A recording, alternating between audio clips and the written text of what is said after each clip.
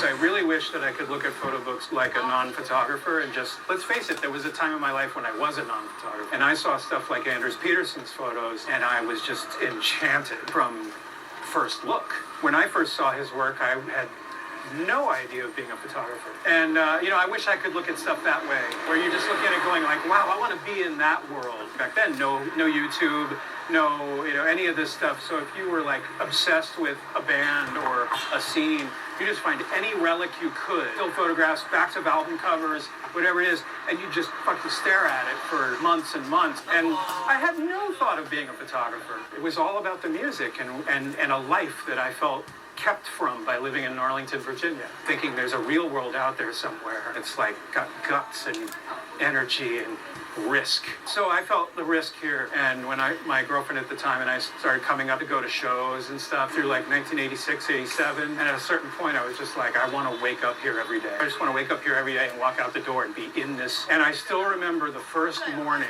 waking up the next day, walking up Fifth Avenue in Sunset Park, Brooklyn, and seeing all these people walking around, having interactions over on the side. And I would look at each one of them and see this sort of frozen moment. And how the fuck it was another 20 years before I started photographing, I have no idea. But it was literally 20 years of going, I should have a camera. I always thought that's for other people. Was there any one thing that made you do that? It was probably a combination of things. It's hard to think of it as like it wasn't so much a moment as much as like some stuff that kind of built. I was still doing the music thing very heavily, and I was starting to do some travel. Wow, well, I should have a camera when I go to Portugal, because that's going to be really interesting. When I got the gumption to borrow, steal, or buy a camera, the first thing I did with it was go walk outside. And I had a brief flirtation with photography in my early 20s. It didn't last long. And it's really funny to me when I go back and look at those, because I still have a lot of the pictures that I took in that time. It's really funny to me how my inclinations were really similar to now.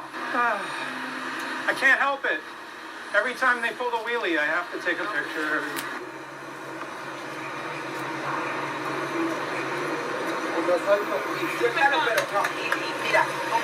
Some people you feel like, I could have a conversation with them. You hope you can like relate with them or something. And with Robert Frank, it was more like, it's like meeting Jesus. You're just like, what do I even say? But I couldn't not say anything, right? You can't just be the guy standing there looking at Robert Frank. You want to say something because of what he's done for us.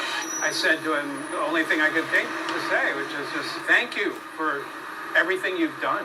He said, thank you, back to work. The perfect response from Robert Frank. That is a true mentor talk. I know you've had mentors. Do you feel like other people should seek out mentors in their journey? I think it's a good thing. I don't think it's compulsory. I think there are a lot of people who need to just kind of go their own way and find their way themselves. And I would never say that those people are doing something wrong. I can only speak for myself and say that my few forays into things like being a participant in workshops or having mentors or whatever, it's been transformative for me. But I just think whatever you're doing, you want to keep upping the ante. You want to keep challenging yourself in some way. And for some people, they just naturally do that. They find ways to not just coast. So I think that's important. But where it comes from, whether it comes from seeking out mentors or taking workshops or going to graduate school or college or whatever, like it could be almost anything if it really ups the ante or forces you to have to show up in a way that's intensified. If somebody was like looking for or wanted to get a mentor, how should they go about something like that? Just do it, just reach out to people. I just think if there's people whose work you really relate to or human beings you really look up to, like why wouldn't you want to go put yourself in their path and pick up what you could? By the way, do you know what this is? This was W. Eugene Smith, the famous jazz log. There's all these famous Eugene Smith pictures where he was shooting out his window. So he would be up in this building, shooting out the window with a long lens, and that Superior Florists with the neon sign is in some of those pictures. I walk this block frequently, every week, and every time I pass 821 6th Avenue, I think about Gene Smith. A really historic place. If somebody's looking for a workshop, like what are some good signs they should look out for? Well, they should come to mine.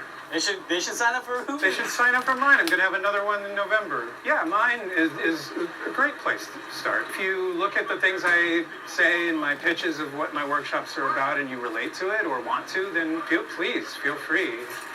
I think we live in a very interesting time with a lot of people trying to throw workshops, and some of them are just doing it to have a job, and some of them are really passionate. And I would try, if possible, to find the people who are genuinely passionate.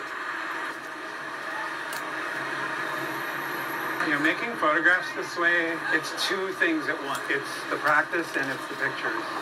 And a lot of what's like really super interesting about the practice, you won't really ever see in the picture. How do you describe all the stuff you go through in your inner life out here? If you spend, 8 hours on the street looking intently at everything and having all these surprises happen to you and all the stuff you go through in your brain, it's not going to be in the pictures. And at the same time, there's the pictures. To somebody who's kind of dabbling, who maybe they go out an hour a week or just on their daily commute to and from work and take pictures, that's hard to make them understand. There's a deeper level of this where you're doing it hours and hours a day, every week, every day. I think it changes you as a person. It certainly changed me as a person. I'm so into that part. And sometimes I feel kind of protective of that.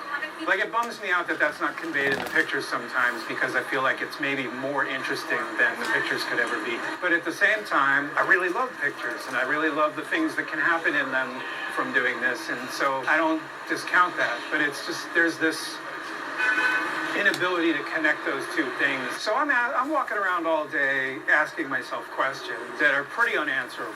Okay, let's really be honest. I walk around all day the times that are not spent thinking about earthly things like money or status or impressing somebody or just trying to be good, right? Even that, just trying to be a good photographer or something.